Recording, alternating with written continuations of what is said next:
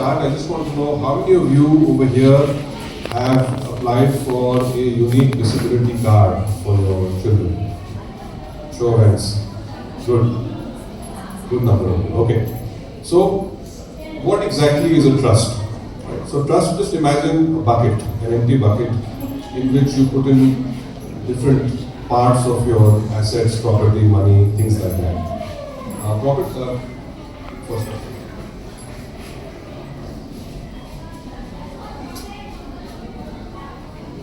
Yes. So basically, a private trust is, just imagine a bucket where you have parts of your money, property, shares, stocks, etc. coming into that. And we all do investments, we do planning for our future, we do for our children's education, for their marriage, to buy a house, various things. But when it comes to special children or special adults, we are all very concerned about what should we do? Should we do something? Should we do nothing? The future is uncertain. How do we make an uncertain future a little bit more certain and secure?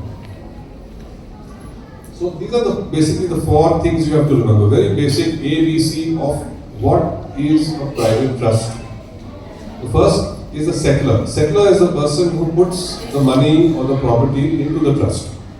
So typically it would be the father, mother, or grandparents, or whoever you have. Then you have the trustee, who is in charge of managing the trust. So for instance, doing all your investments, taking care of the money, investing it properly, spending it properly whenever there's a requirement, let's say a medical emergency, or there is some kind of exigency or emergency where money is required for living. It could be for, let's say, special housing. It could be for anything. The trustee is in charge of managing whatever is in the trust. That's the responsibility.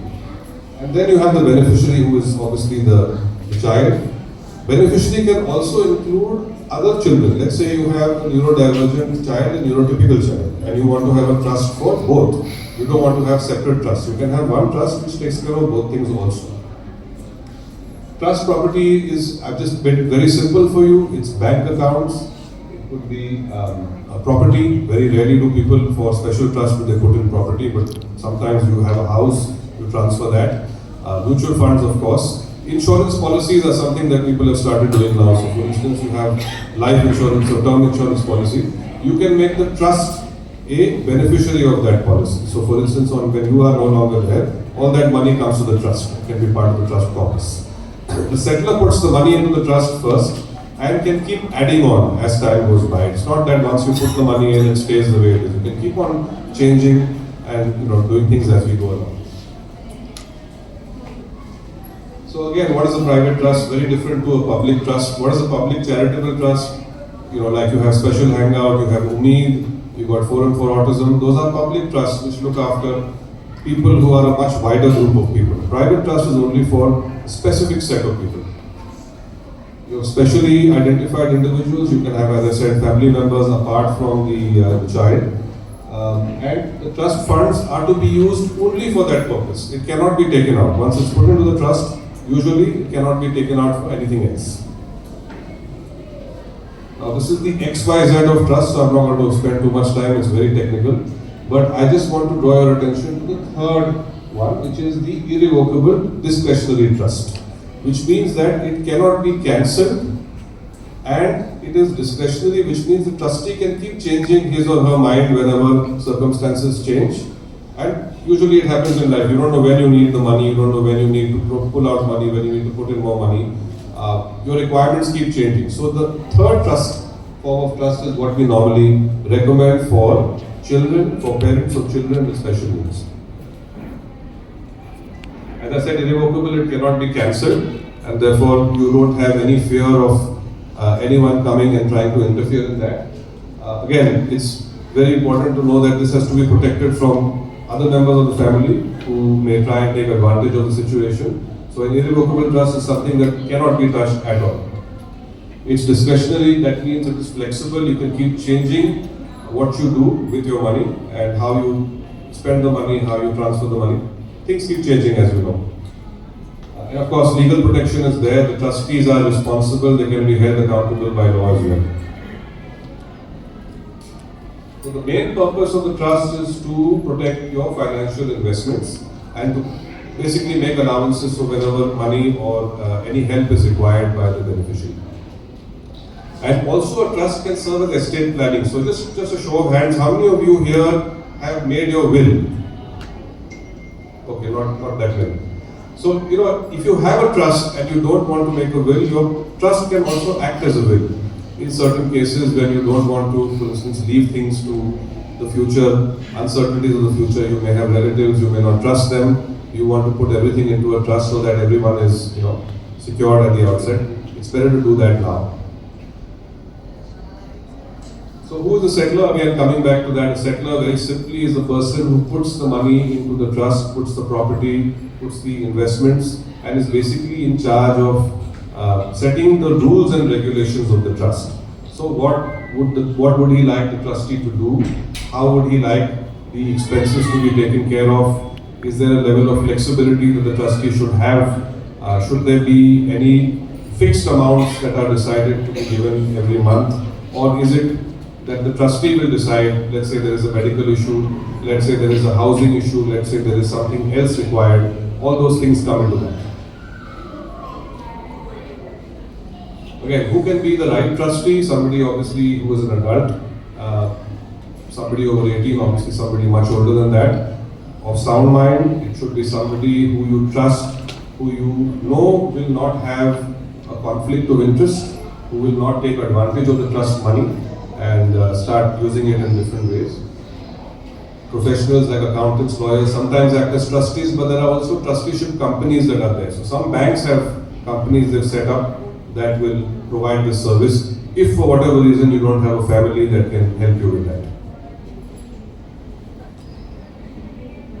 Again, what do you look for in a trustee? You sort of somebody who will understand your child and his needs, his or her needs, his requirements. Principles and values have to be aligned with yours. Risk profile has to be aligned. So somebody who will not be reckless with the money, who will not invest it recklessly, who will basically treat this money as their own.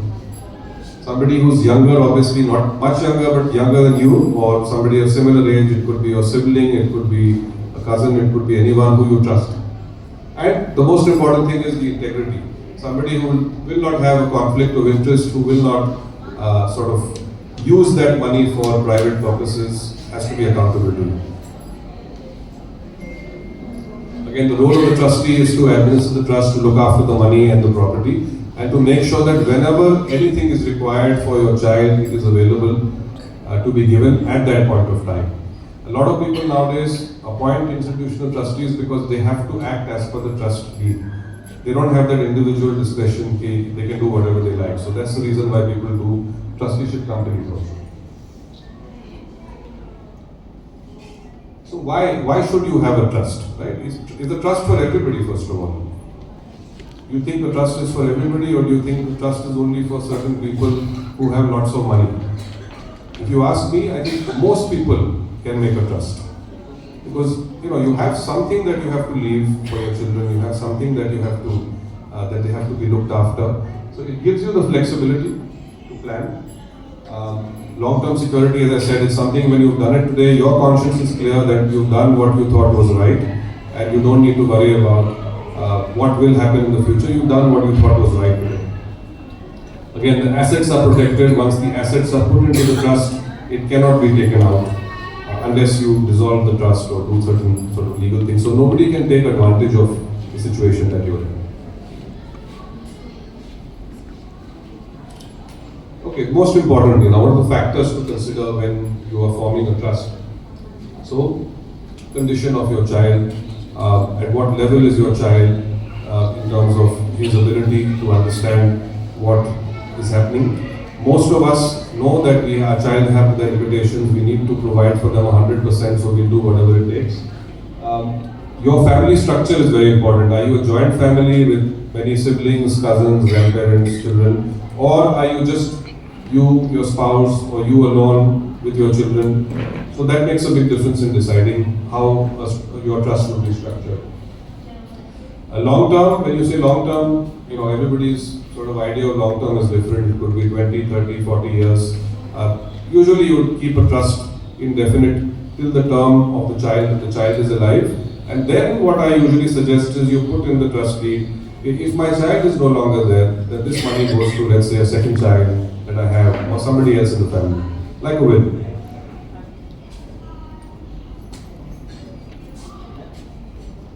So how do you form a trust? It's very simple. You just have to decide who the beneficiaries are, who the trustee is. Again, going back to the various things I said about your decision about who the trustee should be, you keep that in mind. You appoint the trustees, you go to an accountant or a lawyer, or you find online a trustee if you like. You draft the trust deed and you can register it or you don't have to. It's not really compulsory. In a private trust, it can be a simple trust deed, and that is what is required for your PAN card, that is what is required for your bank account. You can invest money in mutual funds, you can invest money in insurance policies. There is no limitation as to what property a trust can buy. So it could be anything that you think is of value that would be useful for your child's future. So in conclusion, legal protection is why we do a trust. Is it important for you? Each of you will decide for yourself. Long-term care and support, I think, personally as a father of a neurodivergent child, I have done a trust deed as a lawyer myself for my child. And it took me a long time to decide to do one. It took me till he was 18 years of age to decide whether I would do a trust, what I should do in the trust, and basically think it through for the next 30 years. There are financial planners who will help you out in deciding your financial goals and what you will put in the trust in terms of assets and money and how you will plan your expenses, because not everybody has a straight line in life, right? So everyone has their own story, they come with their own sort of assets and wealth. There is money yet to come from your parents, or there is money that is limited. So you have to go to a financial planner to tell you what you need and how you need it. Of course, you are the best judge of that. I think as far as parents, as far as we are concerned, we need to decide what's best for us. Questions?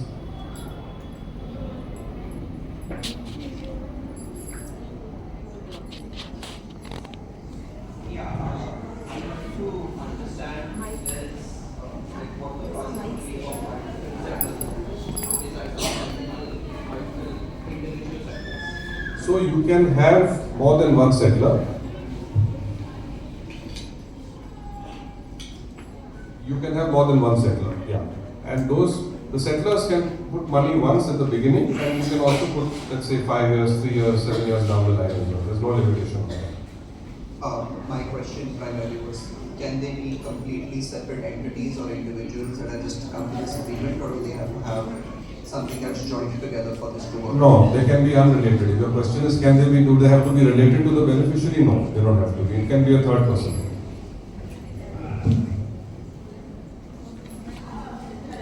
One neurodivergent and one normal child, it would be very difficult because to put all the money in the trust and then the normal child would not get that money. It would be only at the end when we put that clause, because anything put in the trust cannot be withdrawn.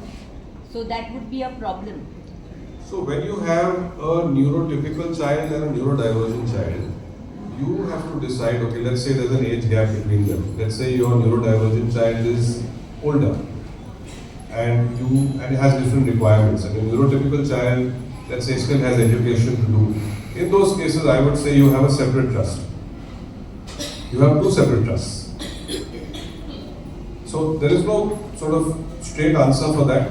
But if you feel that you don't want to put all your money, and I completely agree, because your neurotypical child might go on, marry somebody, that person might have an influence on the trust. You want to be very particular about that. And if I was you, what I would do is I would have a separate trust for that child.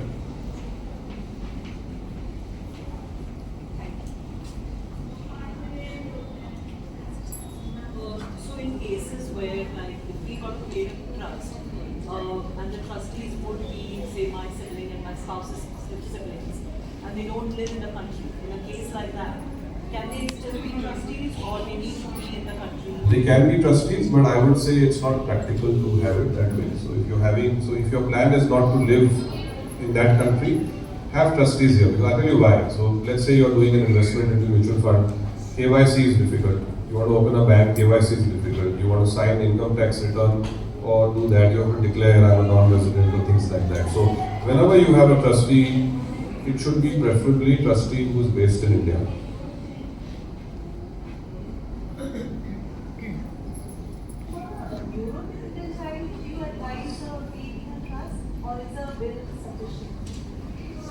So again, how old is your neurotypical child? 8. In that case, it's not a bad idea to do that, because if your child is, let's say, below 12 or so, you still have a runway of maybe 15 years before education is completed, right? And if you are in a nuclear family setup and even if you're in joint family setup, you have a runway of 15 to 20 years. A lot of people are doing trust even for neurotypical children. It's not uncommon. So you can have a will and a trust. Your trust basically is to secure the assets, to ring-fence the asset. And in the will, see, you are going to put everything into that trust. You're going to have your own assets, you're going to keep them separately. Right? There's going to be some tax planning that is there. What you can do is, in your will, you can say that if let's say I'm no longer there by this date or this timeline or whatever, all my assets can go into the trust. So you can will your assets to the trust also. But everybody's solution to this is different. Like, just going back to what I said, if you have a large joint family, you trust the joint family, whatever it is, people don't have those complications. But today what's happening in India is people are living in smaller nuclear families, and the number of people or the kind of people they can trust is not as much as it used to be maybe 20, 25 years ago. That's the reason why you're seeing more and more trusts come out now.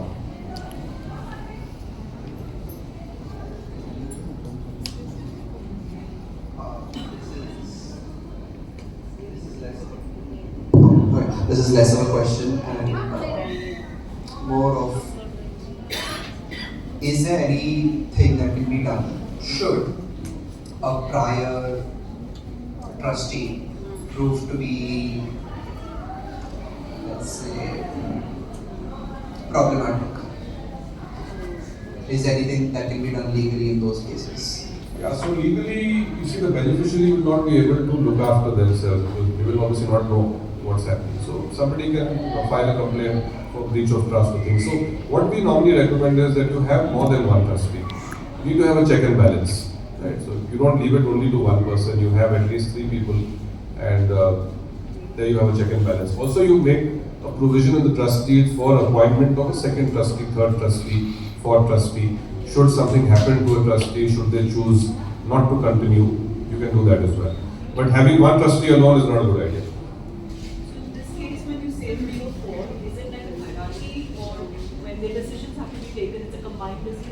It can be either a combined decision, it can be usually by majority. And you see, everybody's capability is different. Not everybody will be financially savvy. Not everybody will know what is the best thing to do, to invest, to withdraw the money. Why would you withdraw money? Only when you require it. Is there an income stream that is created? Some financial planners you go to, they'll tell you that, at 40 your child will require so many crore rupees. And the question you'll ask them is, why? Why will your child require so much money? So, according to me, you are the best financial planner.